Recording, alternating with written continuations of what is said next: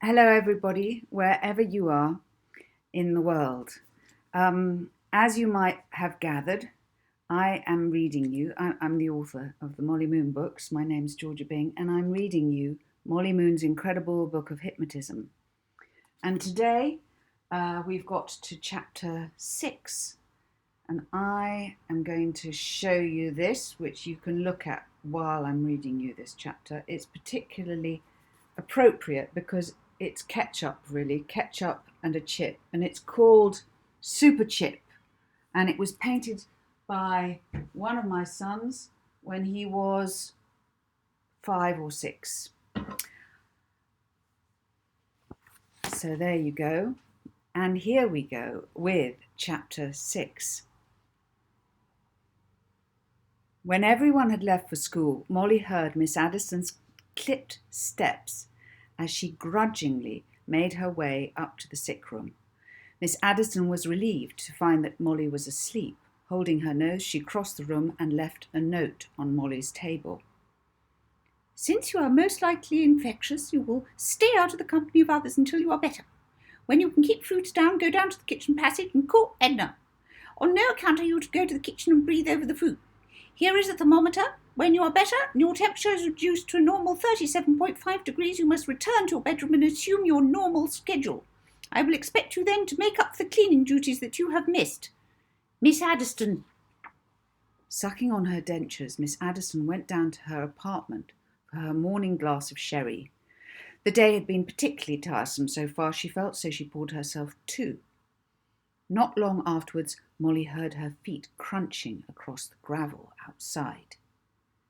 As the iron gates swung creakily open, Molly looked out of the window in time to see Miss Addison tottering towards her minibus. She was going somewhere, but without Petula. Now was Molly's chance to experiment. Molly speedily finished reading step 3 in the Hypnotising Animals chapter. Find the essence of your animal. It may take you weeks, but do not give up. Find the voice that fits your animal. Well, Molly had already instinctively done that. She growled just like Petula. Step 4. Face your animal, slowly approaching it if necessary. Think of the animal's voice and now perform it slowly and calmly. Repeat the animal's voice in a lulling way until the animal becomes rocked into a trance. A pendulum may be used. All students of hypnotism should acquire a pendulum and study chapter 4. Once the animal is in a trance, you will know it from the fusion feeling. Molly shut the book and went to the attic landing. She looked over the banister and could just see Petula snoring noisily on her velvet cushion. Molly quietly slipped down the stairs until she was 3 meters away from Petula. Half closing her eyes and concentrating on Petula in her mind, until the growl came out of her mouth again, Molly tailored the growl so that it was slower and more rhythmical. Grrr, grrr, grrr, she went. For a moment she felt silly, but then, seeing Petula's ears prick up and her eyes open, Molly concentrated seriously. The little dog saw Molly on the top stair and heard her making a familiar noise. Petula listened and cocked her head to one side. Normally she would have growled, since a child approaching usually meant there was a risk of her being picked up. And how Petula hated being picked up. It always made her tummy hurt. The stupid boss was always picking her up, and how painful it was. But this child was sympathetic. The noises this child was making were comforting.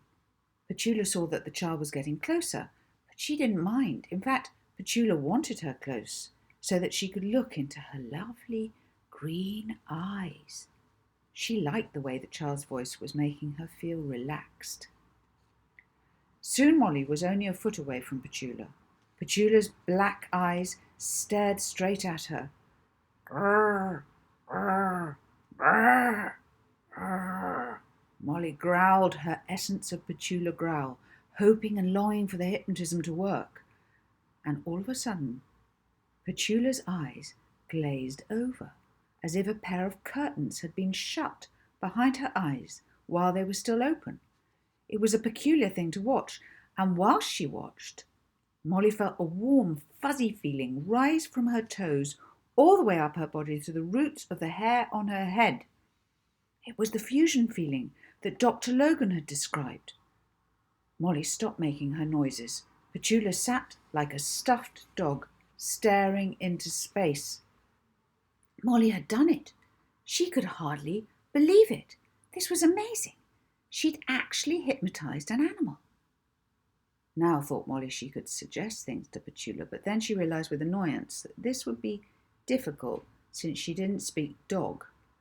How she'd love to tell Petula to dribble in Miss Addison's sherry glass, or bite her ankles, or to roll in a cowpat and then sleep on Miss Addison's bed. Suddenly, Molly thought of the best thing she could do for Petula. She would put her off all the chocolate biscuits that Miss Addison constantly fed her. Petula ate the biscuits out of habit and greed, not realizing they were making her feel ill and bad-tempered. Molly reached into her pocket for her half-used ketchup sachet. Petula looked up at the girl in front of her, who was the nicest, most sympathetic person she'd ever met.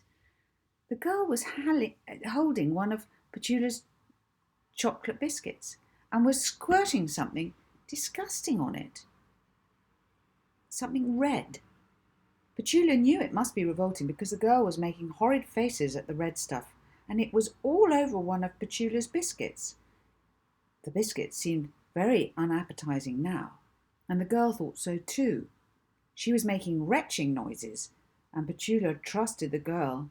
In her doggy mind, she knew that she must remember what this nice girl was showing her. Chocolate biscuits were bad, bad, bad. Then the girl stroked Petula's head, and Petula liked her even more. The girl started to make soft, growling noises again, and as she moved away, she uttered a sharp bark. This snapped Petula out of her trance. Petula shook her floppy ears with a puzzled expression on her face. She didn't remember what had happened in the last 10 minutes, but she felt different. For some reason, a new feeling had come over her, that she didn't like chocolate biscuits anymore, but she very much liked the person sitting on the stairs. Molly waved at Petula. "Good girl," she said. Petula still had tummy ache, but she liked this girl so much that she made her way up the stairs for a stroke. She wagged her tail, which was a lovely sensation because she hadn't wagged it for weeks. Molly patted Petula and felt very satisfied. Then she went to the loo and flushed the ketchup-covered chocolate biscuit away.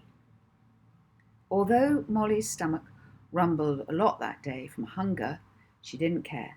She was devouring the hypnotism book. At lunchtime, smells of baked eel, Miss Addison and Edna's lunch, wafted upstairs. Molly nipped down to Petula's landing and was very pleased to see that she hadn't touched any of her biscuits. Molly had chocolate biscuits for lunch, then went back to her book.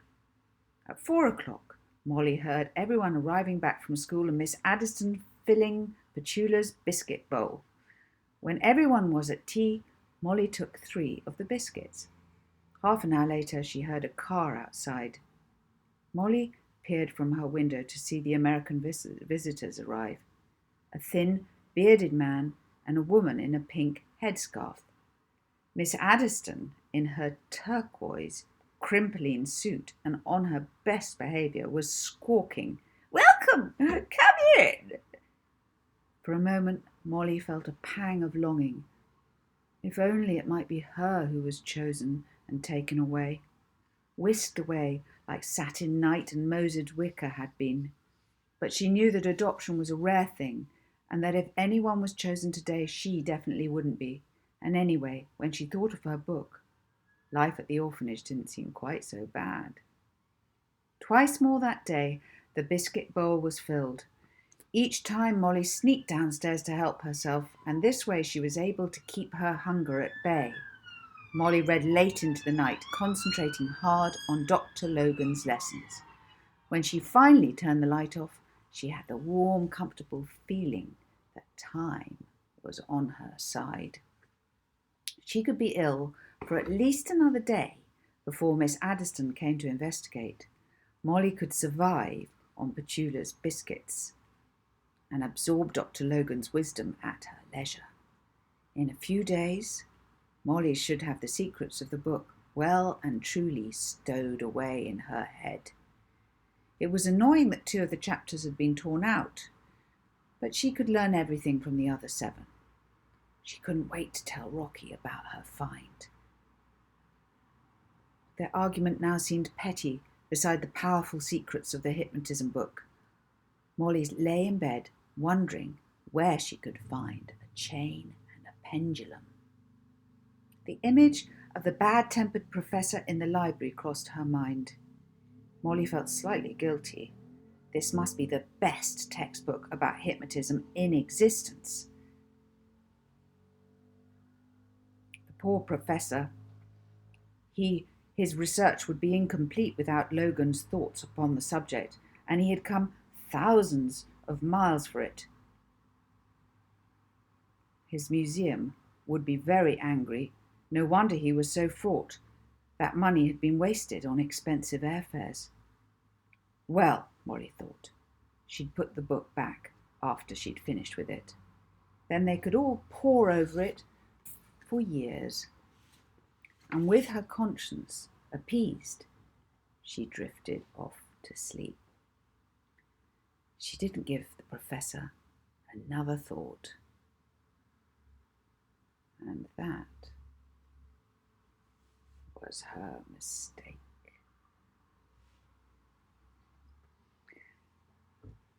So that is the end of chapter 6. Keep well, keep safe, and be happy wherever you are. And if you're going to try some, happy hypnotizing. Bye.